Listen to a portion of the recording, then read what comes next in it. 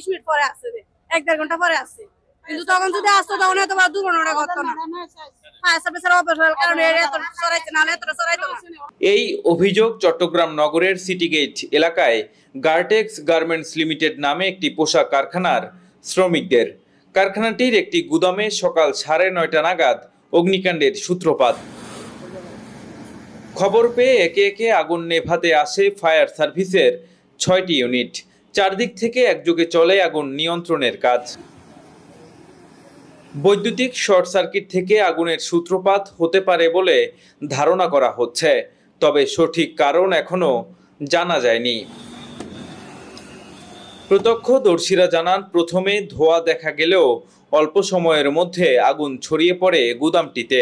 যখন আগুন লাগছে তখন কেউ বলতেও পারে না, এখানে আমরা হঠাৎ করে 9:30টার দিকে মানুষ যখন দেখলো আগুন প্রথমে অনেক বেশি হয়ে গেছিল। প্রথমে এখানে গার্মেন্টস এর যারা শ্রমিক ছিল ওদের পাইপ ছিল 2টা, ওগুলা দিয়ে ওরা প্রথমে আগুন নিভেছে। ফায়ার সার্ভিসে কল দিয়েছে, ভাইকে বলছি যে এখানে দেখো ধোঁয়া উঠতেছে, তো পরে দিয়ে দেখা যায় অনেক জোরে আগুন ধরে। যখন আমি দেখছি তখন অল্প আগুন ছিল।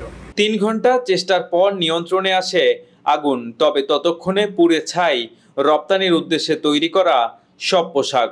কোরিয়ান এক নারীর মালিকানাধীন এই কারখানার শ্রমিকরা জানান, পুড়ে যাওয়া পণ্যগুলো একদিন পরেই শিপমেন্টে যাওয়ার কথা। আর মালিক হচ্ছে কোরিয়ান মালিকের, এবং এখানে জ্যাকেট রপ্তানি করা হয়।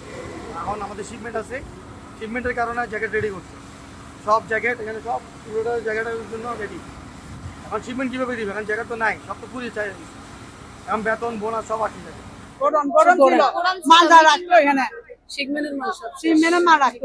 ছয়টি ইউনিটের তৎপরতায় আগুন নিয়ন্ত্রণে এসেছে বলে জানান ফায়ার সার্ভিসের উপ সহকারী পরিচালক। 6টা ইউনিট নিয়ে আমরা এখানে এসে উপস্থিত হই। আমরা এসে দেখতে পাই যে গোডাউনটা দেখতে পাই, সেই গোডাউনের পাশে 4তলা একটা আবাসিক ভবন রয়েছে, এবং আরো আশেপাশে চতুর্দিকে আরো আবাসিক অনেক ভবনগুলো রয়েছে। আবার এই গোডাউনের পাশেই আরেকটা গোডাউন আছে, অনেক বড় একটা গোডাউন, যেখানে গোডাউনের ভিতরে মালামাল ভরপুর। আমরা চিন্তা করি যে আসলে এই গোডাউনটাকে যদি আমরা সেভ করতে পারি, এই গোডাউনের আগুনটা যেন কোনোভাবে যেন অন্যদিকে ছড়াইতে না পারে, এবং আমরা এই 6টা ইউনিট সারাউন্ডিং ভাবে, চতুর্দিক দিয়ে সারাউন্ডিং ভাবে আমরা কাজে লেগে যাই, এবং এখানে একটা পুকুর পাওয়া যায়। এই পুকুরটা আমাদের জন্য অনেকটা হেল্পফুল হয়েছে, এবং আমরা প্রায় 1 থেকে 1.5 ঘন্টার মধ্যে আগুনটা আমরা নিয়ন্ত্রণে আনতে সক্ষম হই। ফায়ার সার্ভিসের কার্যক্রমে কোনো গাফিলতি ছিল না বলেও জানান এই কর্মকর্তা। ফায়ার সার্ভিসের আসলে দোষারোপ যেটা করছেন, এটা মানুষের চিরাচরিত অভ্যাস।